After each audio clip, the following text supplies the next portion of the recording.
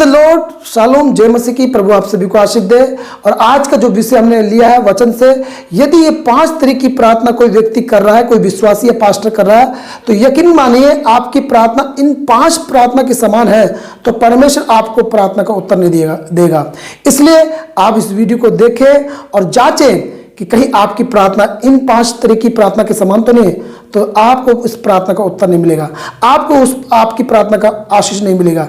इसलिए आप परमेश्वर के वचन को अच्छी तरह से सुने और देखें और परखें और अपने जीवन में वही चीज को लागू करें जो परमेश्वर चाहता है। सो आइए हम आगे परमेश्वर के वचन में चलेंगे।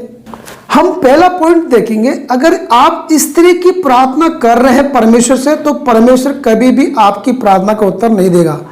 यदि आप सही उद्देश्य रखकर परमेश्वर से नहीं मांग रहे, तो परमेश्वर कभी भी आपकी प्रार्थना का उत्तर नहीं देगा।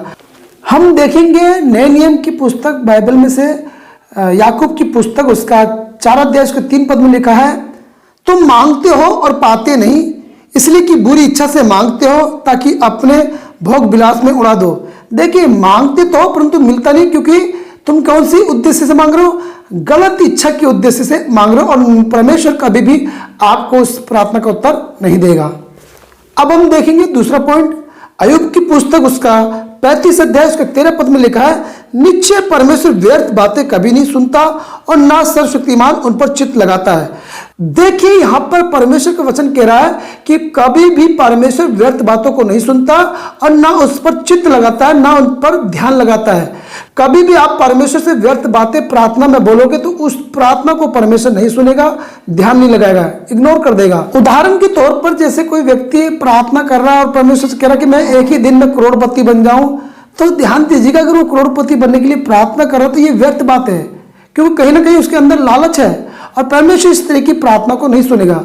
हाँ, यदि कोई व्यक्ति बिजनेसमैन है और वो घाटे में आ गया है और वो प्रभु में आता है, परमेश्वर विश्वास करता है, तो परमेश्वर उस बिजनेसमैन को उसकी उस तरक्की पर ले जा सकता है। जब यीशु मसीह पतरस की नाव में आया और नाव में आने के बाद यीशु मसीह ने कहा जाल डाल, और जाल डालने के बाद पतरस बहुत सारी मछलियां पकड़ के ले आया और इतना अचंभित हुआ उस मिरेकल को देखकर। क्यों हुआ उसके जीवन में इतना बड़ा मिरेकल? क्योंकि वो मछुआरा था। यदि और कोई काम करने वाला था, वो मजदूर होता था, क्या वो मछली पकड़ पाता? परंतु वो मछुआरा था, इसलिए परमेश्वर ने उसके जीवन में वो बड़ा काम किया। जिस कार्य में आप होंगे, प्रभु उसी तरह से उसमें तरक्की देगा और व्यर्थ बातों को कभी नहीं सुनेगा।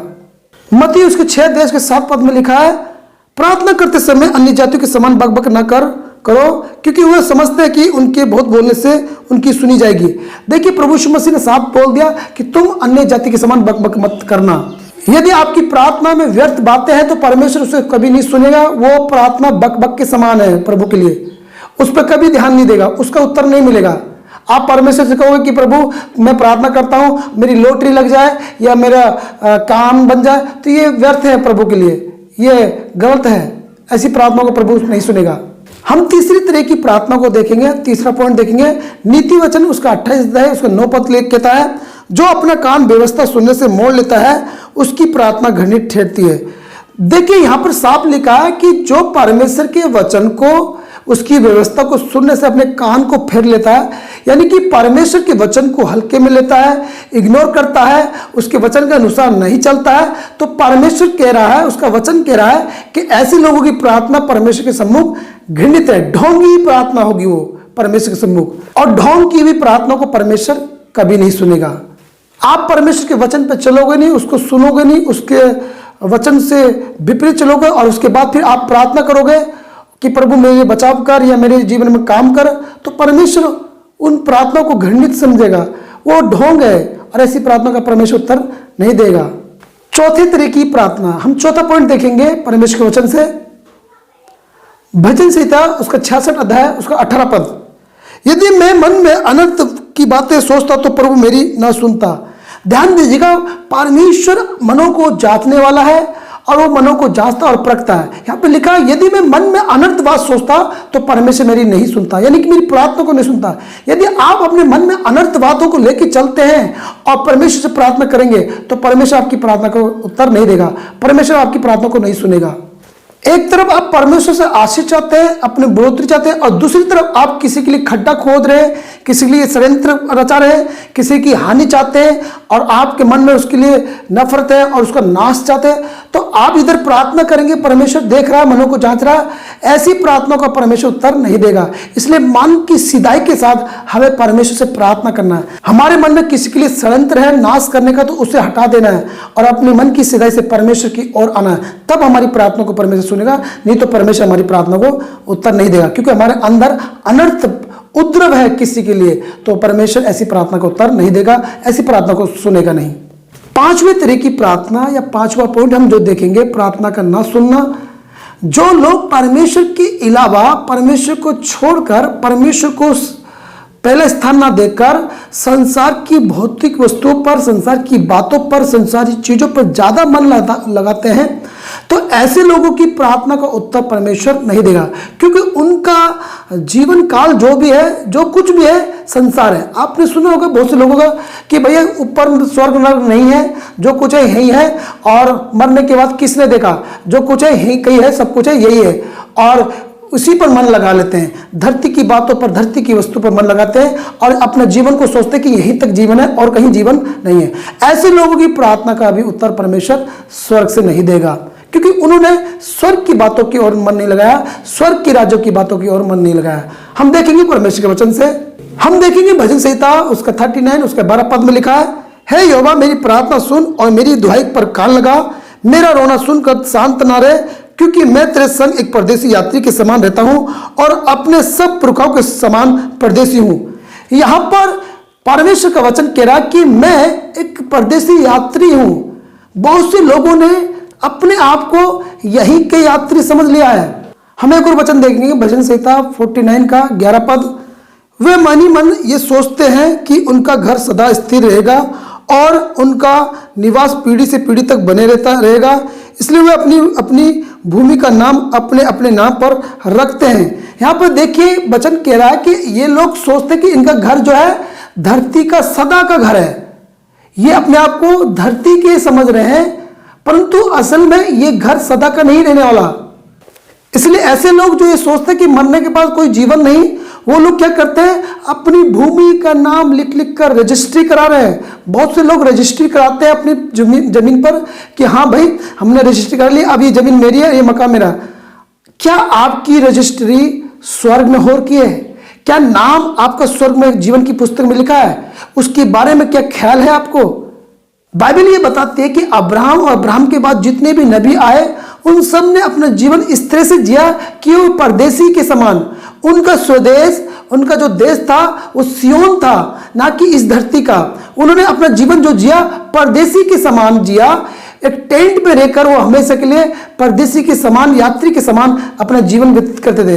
उन्होंने संसार की वस्तु पर ध्यान नहीं लगाया, परंतु धरती पर रहते हुए परमेश्वर की ओर ध्यान लगा, क्योंकि उनका स्थायी डेरा इस संसार का नहीं था, इस शरीर का नहीं था, स्वर्ग का था। इसलिए उन्होंने उस स्वर्ग की आशा रखते हुए इस जीवन को एक परदेसी, एक यात्री के समान जिया।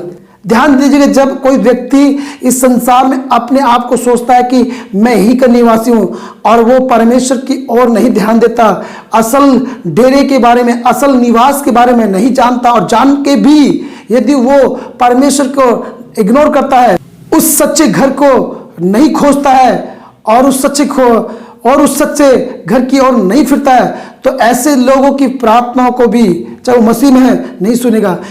प्रभु यीशु मसीह ने एक बात अपने चेलों से कही कि मैं जाता हूं और तुम्हारे लिए घर तैयार करता हूं। क्यों कहा? क्योंकि तुम्हारा घर इस संसार का नहीं है, इस जमीन जायदाद और इस मकान पे तुम्हारा घर नहीं है। तुम्हारा असल डेरा स्वर्ग में है, जहां प्रभु यीशु मसीह ने हमारे लिए घर बनाया है। हम एक और वचन देखेंगे, भजन संहिता 119 का 19 पद में लिखा है, मैं तो पृथ्वी पर परदेसी हूं और अपनी आज्ञा को मुझसे छिपाए न रख। देखिए यहां पे भी परमेश्वर का दास बोला कि मैं तो पृथ्वी पर क्या हूं, परदेसी हूं। यहां का जीवन मेरा परदेसी है, एक यात्री के समान है। ऐसा जीवन जिए कि हम यहाँ पर के नहीं है, यहाँ के निवासी नहीं है, हम स्वर्ग के निवासी हैं। हमें यहाँ पर सिर्फ समय काटना है और सदा के लिए परमेश्वर के साथ रहना है। जब परमेश्वर ऐसे व्यक्ति की प्रार्थना को सुनेगा, जो व्यक्ति इस संसार में रहकर यह विचार रखता है कि मेरा सदा का घर यहाँ का नहीं, स्वर्ग का है और मुझे एक दिन वहां जाना है, वहीं रहना है। तो ऐसे व्यक्ति की प्रभु प्रार्थना को सुनेगा। परंतु जिस व्यक्ति ने परमेश्वर में आने के बाद भी यही की चीजों पर मन लगा रखा है और वो सोचता कि मरने के बाद क्या देखा, तो ऐसे व्यक्ति अगर प्रार्थना करेगा तो परमेश्वर ऐसे व्यक्ति की प्रार्थना को उत्तर नहीं देगा। हम एक और वचन देखेंगे याकूब की पुस्तक उसका 4 अध्याय उसका 13 पद से, तुम जो ये कहते हो आज या कल हम किसी और नगर में जाकर वहां का 1 वर्ष बिताएंगे और व्यापार करके लाभ कमाएंगे। 14 पद, और ये नहीं जानते कि कल क्या होगा। सुन तो लो, तुम्हारा जीवन है ही क्या। तुम तो भाप के समान हो जो थोड़ी देर दिखाई देती है फिर लोप हो जाती है। 15 पद, इसके विपरीत तुम्हें यह कहना चाहिए यदि प्रभु चाहे तो हम जीवित रहेंगे और ये या वह काम भी करेंगे। देखिए यहां पर साफ परमेश्वर बोला कि तुम्हारा मन इस संसार या धरती पर ना चित्र लगे, परंतु कहां लगे, तुम्हारा जीवन ही क्या है, तुम्हारी लाइफ ही क्या है, एक भाप के समान है। जब आप इस चीज का महत्व समझ जाएंगे तो आपकी प्रार्थना प्रभु के पास हमेशा पहुंचेगी। और यदि प्रभु प्रार्थना का उत्तर भी नहीं देगा परंतु एक शांति आपके अंदर रहेगी, क्योंकि आप इस संसार के नहीं, आप परदेशी हैं और हमेशा का डेरा परमेश्वर के साथ आपका है। सो मैं विश्वास करता हूं कि परमेश्वर ने आपको इस वचनों के द्वारा आशीष दी होगी। और हमारे चैनल को सब्सक्राइब कीजिएगा, लोगों को शेयर कीजिएगा और कमेंट करके हमें बताइएगा ताकि हम भी आपकी कमेंट से उत्साहित हो। और नेक्स्ट वीडियो इसी का मैं दूसरा पार्ट बनाऊंगा, आप उसको भी देखने के लिए रेडी रहें। जय मसीह की।